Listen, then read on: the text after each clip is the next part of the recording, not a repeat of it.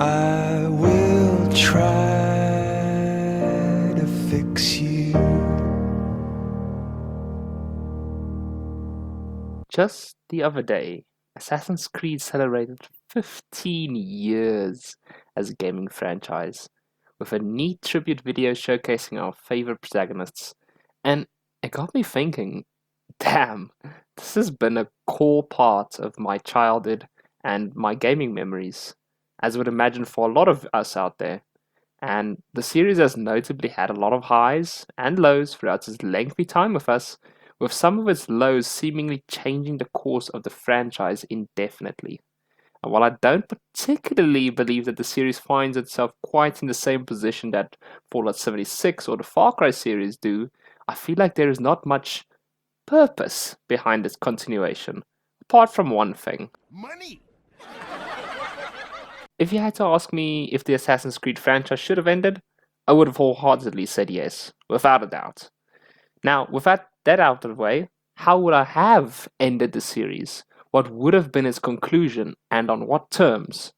Join me as I have another tough discussion about how I would fix the Assassin's Creed series. The one that started it all.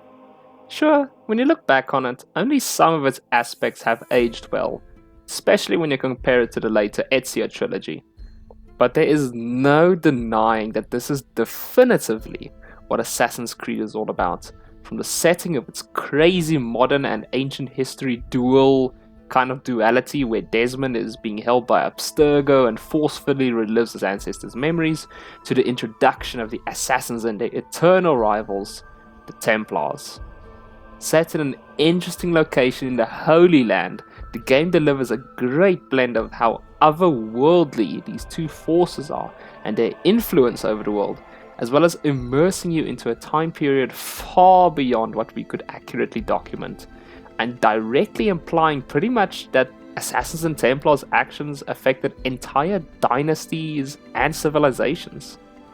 To me, this was also pretty much the only Assassin's Creed ever where you felt, well, like a creed, as if there was an actual assassin order that was coming together against the Templars. And sure, there were elements of it with Ezio and his uncle Mario, and Connor and his beginning of the assassin order in America, and so on, but this was a concrete organization. It had set rules, it had traditions, it had ranks, it had culture, and all of this would be instilled into the franchise for the next 15 years.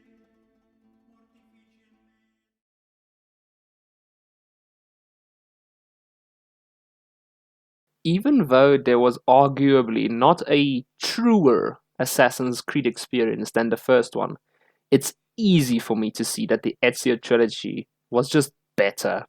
It excelled both at telling a much richer, much more involved story, not only of our protagonist, but of the time period, his loved ones, his loss, and him using all of this in becoming a master assassin that has never ever before been matched, perhaps only by Altair himself.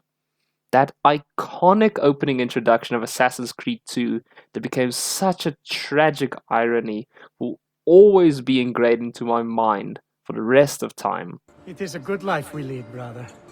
The best. May it never change. And may it never change us.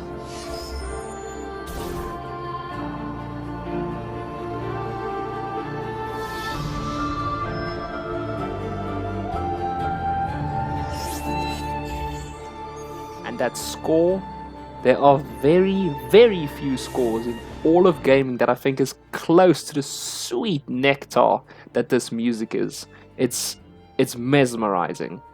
Not to even talk about how mesmerizing the location is, that is Renaissance Italy, with a beautiful architecture owning the spotlight. I think this trilogy was the best thing you could do for the protagonist of this franchise, as we saw him from literal birth, all the catalysts that drove Ezio to become what he became until his old age. Just a textbook character arc that was greatly executed, and he will probably be the most beloved assassin for as long as this franchise goes on. The modern day also saw a lot of growth as Desmond was finally free of his captives and sought to save the world by locating the pieces of Eden before Abstergo, giving it a sort of Uncharted vibe with its lost treasure. And that's kind of funny because Nathan Drake and Desmond Miles has the same voice actor. But this trilogy just did so much right. And even though it did start to lose some steam in parts of Brotherhood and Revelations, it basically became more or less the standard for the rest that followed, and that kind of had both positive and negative effects. The Ezio trilogy is pretty much the cream of the crop when it comes to these games for me, but damn it, I gotta listen to my heart, man. I loved Assassin's Creed 3 more.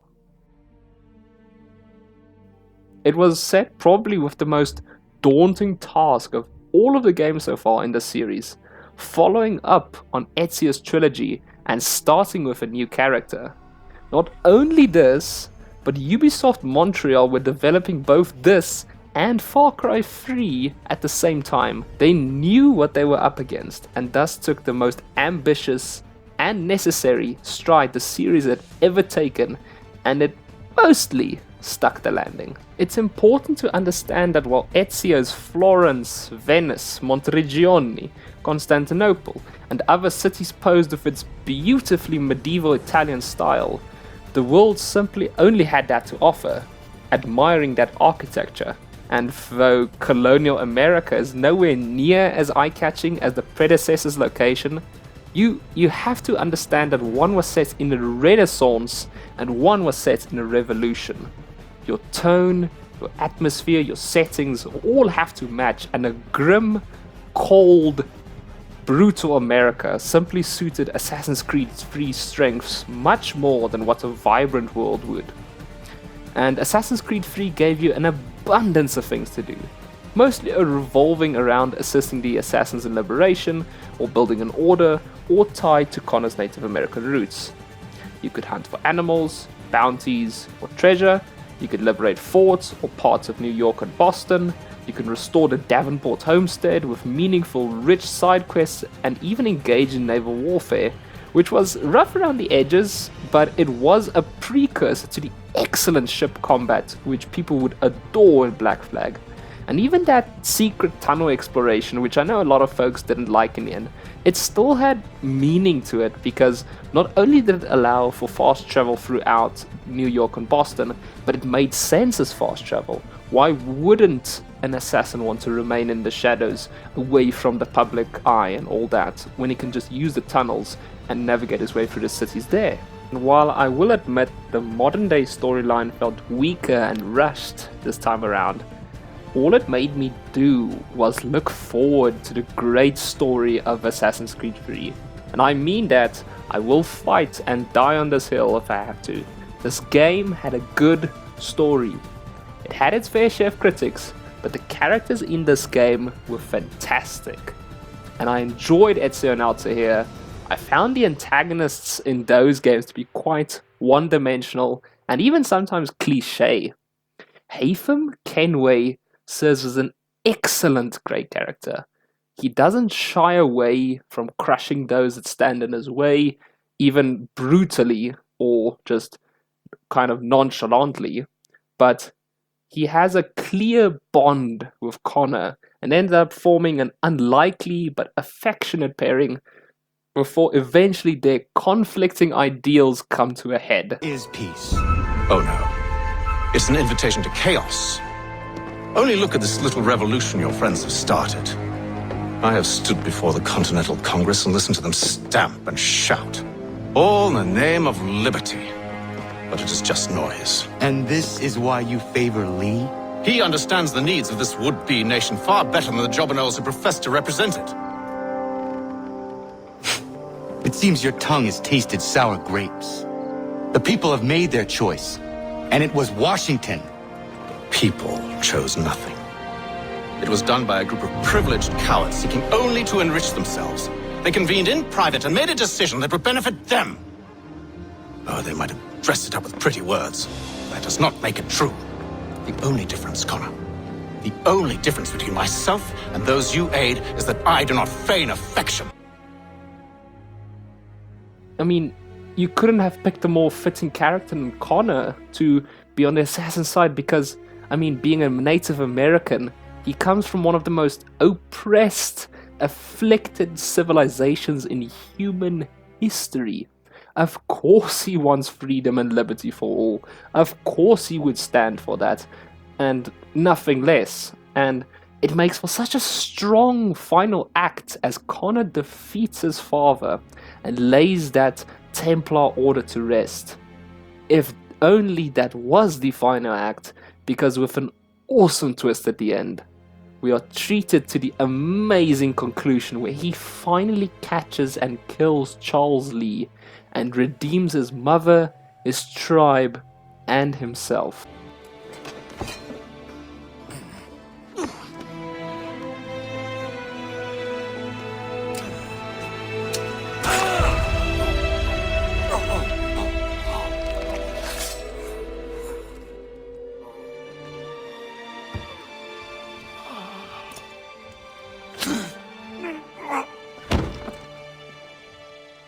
I truly believe this game, despite the flaws in its ambition, proved to be what made the series sustainable. It will always have a special place in my heart.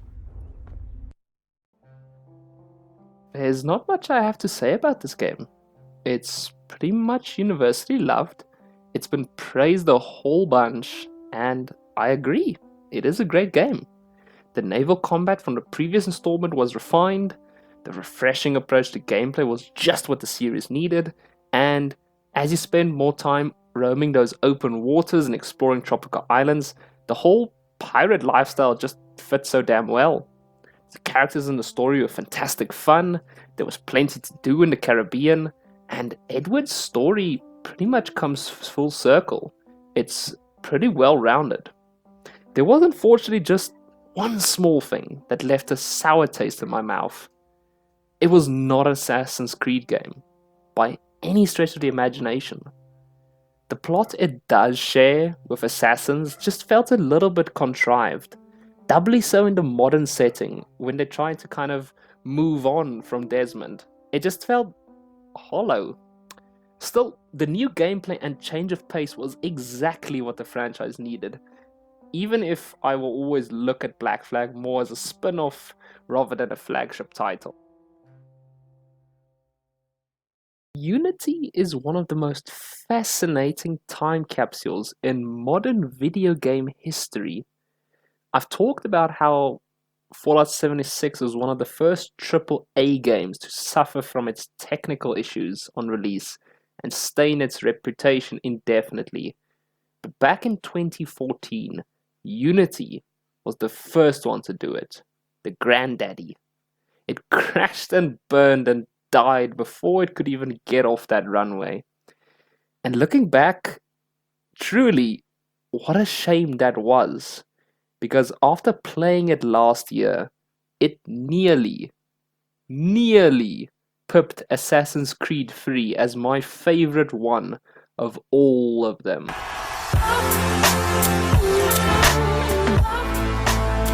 The Paris in Assassin's Creed Unity is easily the most alive any of their worlds have ever felt. It's expertly crafted 1:1 scale, coupled with both the beautiful views from the rooftops to the ugly truths you see when you're on street level, either if it is from those living in poverty or from the toll of the French Revolution. It tells a story similarly to how I felt about Kyrat and its hopeless desperation. And perhaps the best part about Unity, but oh my gosh, the parkour in this game is phenomenal. I have not played a game with such fluid movement ever before or ever again. It's a blast just watching Arno scale a building flawlessly, but doing so in style and with flair. Now regrettably, the story in this game is just not as strong. While Arno himself becomes a very likable character the longer the game continues, with some pretty great motives that I'll maybe discuss later, The Assassin Order and their politics are incredibly boring and lackluster, and I would have loved to have been way more involved in the revolution itself, such as the interactions with Napoleon. But this game and Rogue both told an excellent story from both sides of the coin, one that could have easily been translated into another trilogy similar to Ezio. All in all, it is a game that deserves another glance, but one which I think we will always regret did not get it right on the first try. Lad, are you dumb? Are you getting rude to man? That's what you get, fam. Push you. Whether this was a direct reaction from the backlash from Unity, or if this was the plan all along, Ubisoft took a break from the yearly release of Assassin's Creed as they sought to reinvent the game franchise once again. Which is odd, then why they wouldn't do or try this for the Far Cry series, but I digress. I do agree that these innovations were absolutely what the series needed, even if these changes were not to my taste. I did really enjoy Origins though, partly because Aya and Bayek are exceptionally strong characters, and partly because I am a sucker for Egyptian mythology and lore, but also because the story of Bayek losing his child and the absolute sorrow he experiences as a father transforming into anger as he also becomes disillusioned with the pharaohs, it told a very, very unique story. And going the RPG route meant one could create a much more dynamic and animated world. Missions could be approached more open-endedly, not with the traditional Assassin's Creed formula of stalk or eavesdrop or assassinate or follow at a distance or whatever the case may be.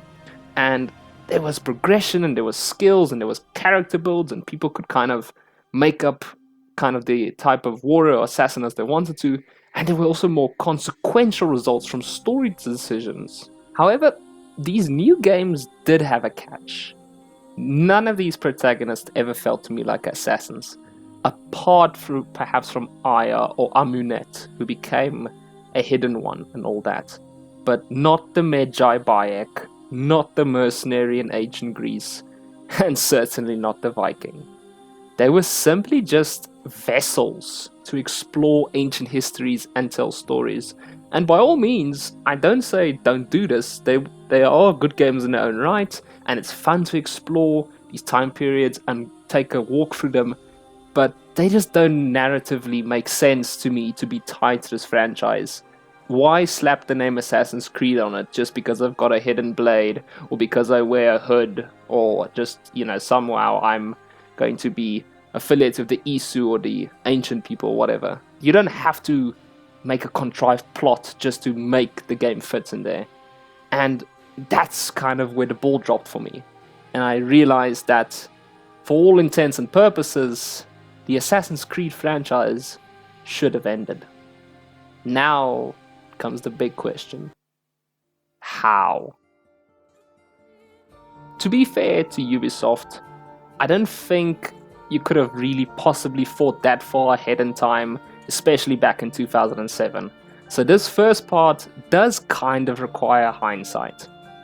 But killing off Desmond Miles in Assassin's Creed 3 narratively, especially when you know the franchise is continuing, is painting yourself in a corner.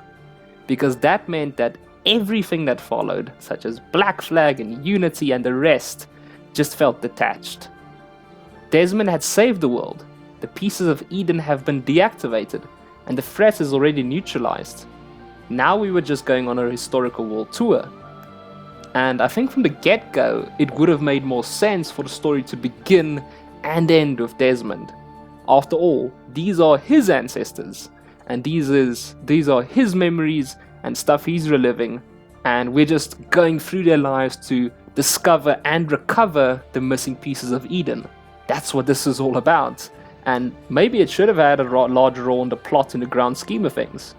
And I think if the series focused solely on recovering the pieces of Eden in every game, perhaps a different piece like we try to uncover in this game, and it's just all slowly coming together, and the whole situation with Desmond and the Abstergo in the modern day, everything kind of is spinning out of control, or like building up, you're reaching this climax, and it's kind of just coming up to that finale point where like the face-off is going to happen and everything the series is built up to would conclude, and it just would have been a way more stronger, definitive story.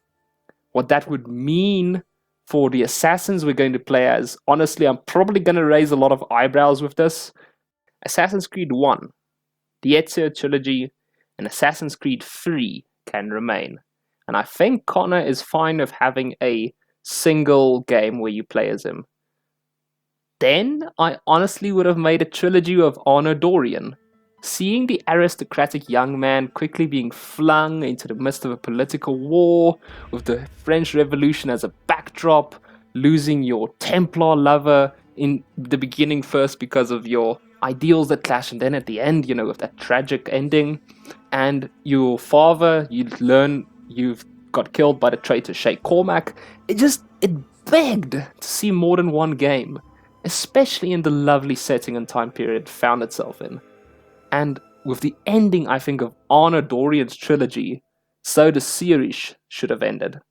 Now, hang on, before you get your pitchforks and your torches, yes, I do agree we should keep Black Flag, but as I said before, as a spin-off, it works much better that way, with the refreshing nature of its gameplay in the naval travel and combat taking center stage. It works much better as a spin-off rather than a flagship title. Similarly, I also think that then Assassin's Creed Rogue would also have been a much more profound spin-off, as it directly affects both the events in Assassin's Creed 3 and Unity, and it actually reminds me a lot of what Opposing Force did back in the day when it came to Half-Life.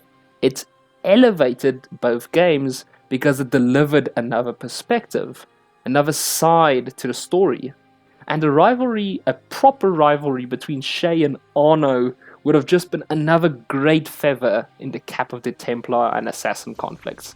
Hell, you could have made more spin-offs as well, with radical changes to the gameplay being the norm. Like, imagine an Assassin's Creed but with a more psychological horror theme, as we relive the broken mind of Subject 16 being put into the Animus and his bleeding effect taking hold. You could maybe have a more kind of multiplayer assassin gameplay going through the motions or something. You could have a lot of spin-offs and stuff, but ultimately, I think the main storyline should have been one Altair game, the Ezio trilogy, one Connor game, and an Arno trilogy, with the spin-offs kind of just tying the pieces together in between.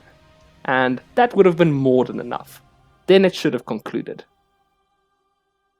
Now, I would have ended the video here, but then I saw Ubisoft's Assassin's Creed Showcase of the year, and oh my gosh. I am intrigued, to say the least, about definitely what they're going to be doing with Assassin's Creed Mirage. It's a welcome kind of traditional back to the roots type of thing.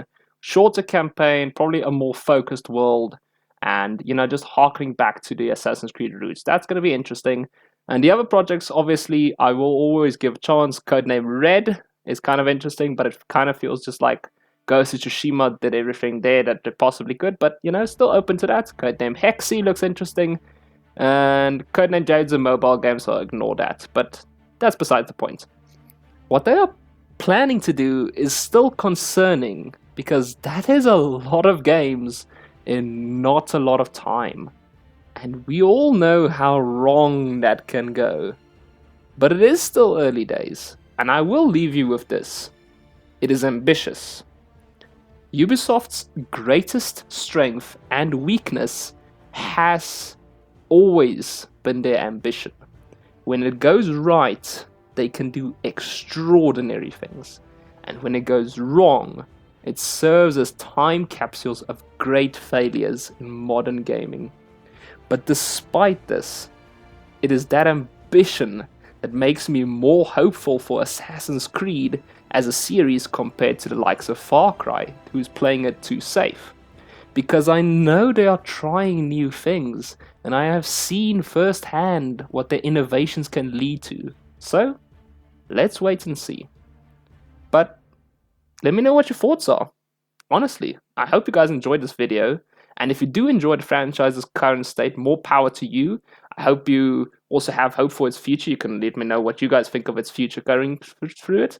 But yeah, this was fun and fantastic as always. Thanks again for the overwhelming support that I always receive from those videos. And just in general for the channel, it's been a fantastic Super September.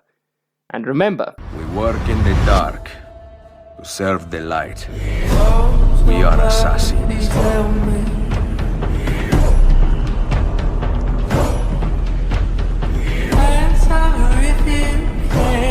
Nothing is true.